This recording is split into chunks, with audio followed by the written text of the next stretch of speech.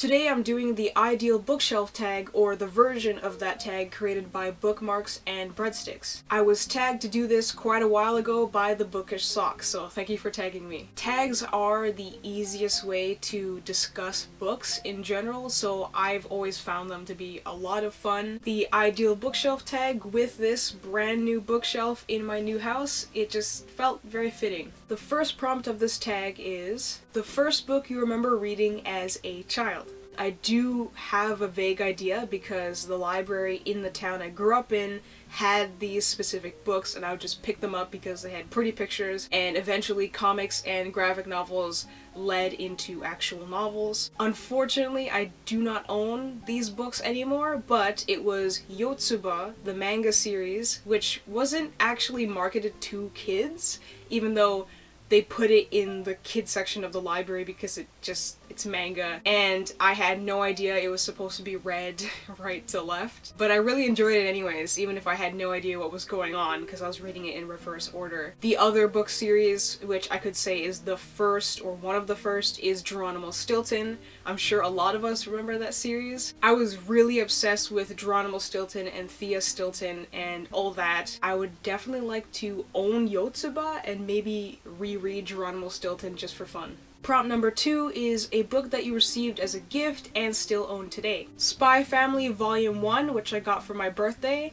I love this series, and it's being adapted into an anime pretty soon, so I will be talking about that. Spy Family is a comedy action series about a super secret agent codenamed Twilight, who is assigned to get a fake wife and adopt a fake daughter so he can enlist this daughter into an academy that he's investigating, basically. I really like the art, and I think the story is really fun and pretty hilarious and wholesome. The other gift is a very recent one for Christmas, Love on the Other Side, which is an anthology series of short manga stories by an author I really like. It's by the same creator as The Ancient Magus Bride, which you may recognize, and The Girl on the Other Side, which I gush about all the time. A lot of Nagabe's stories have dark and moody atmospheres, along with dark and moody or realistic art in a fantasy setting, but then the story itself, the characters,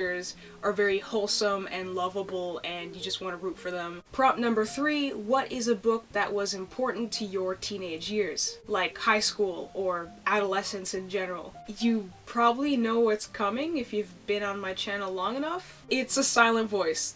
Are we surprised? Not really. Both the manga series and the movie adaptation by Kyoto Animation, that rhymed. I really wish I had experienced either or both much sooner in my life. I did end up watching the movie first before I knew about the manga, and it really changed my perspective and influenced me a lot. A lot of people seem to say the same thing about how A Silent Voice means so much to them because of how it deals with bullying and depression and self-hatred and redemption and friendship. As hard to read as it can be, and hard to watch for sure, because it makes you cry, and the characters are so well written and multidimensional. The thing is that unfortunately it does portray a very common part of the general teenage experience. It doesn't come across as performative or as over the top. It's very real. It still manages to tie in those themes with an actual story of a former childhood bully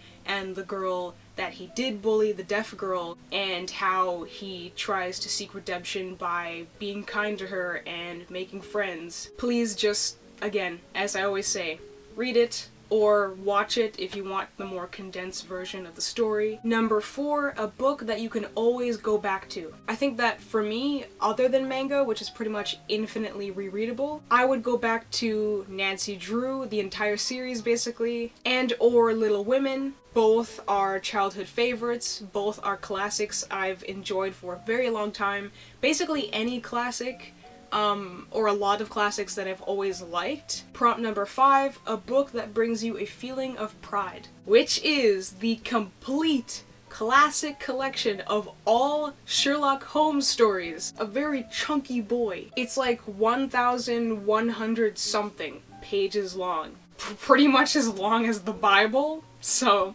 I could just nickname this the Sherlock Holmes Bible. Pretty much it is. Number 6, a book that brings you a feeling of wonder. I would like to recommend the Amulet series. Maybe you remember this from your childhood, I don't know. I think it's considered a middle grade series. Its fantasy elements, its epic, adventurous story just reminds me of Star Wars in a way. It gives me the same feeling, or even greater. Kind of crazy that I would enjoy this from childhood to now and just appreciate it more and more and more. Number 7, a book you've reread the most or loved the most. I'll lean more into the reread part of this question because there's One Punch Man, there's A Silent Voice, of course, and then there's Fruits Basket. Not one of my favorite manga, but one that I find fun to reread as a fluffy, although it does get dark sometimes, as a mostly fluffy romance. There's also the Chronicles of Narnia, Sherlock Holmes. I've mentioned those lots of times before. If I own a book, if it's on my shelf, I'm going to reread it. That's why I buy books, so I can reread them in the future. Let's just consider my entire bookshelf. I don't want to pick 1 or 2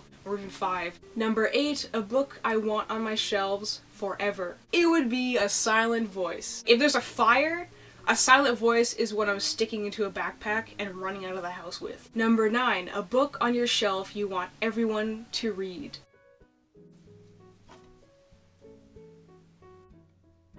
Number 10 is the last prompt of this tag. A book that reminds you of a specific moment or period of time in your life. I will not be talking about A Silent Voice for this prompt. Loveless, which I just got and talked about in my humble book haul, so go over there if you want to know exactly why I love this book. But it reminds me of my high school experience nearing graduation, where I was basically worrying about the future a lot, as most people do, especially when you're still figuring out who you are and what you want out of life. And I feel like this book talks about that a lot and basically encapsulates mainly the university experience. At least for me, it's very relatable. The next book is a middle grade called Meet Sophie, which is 2 books in 1. I've had this since I was like 10 years old, and I was the target demographic for this book. It's about a creative-minded and nerdy girl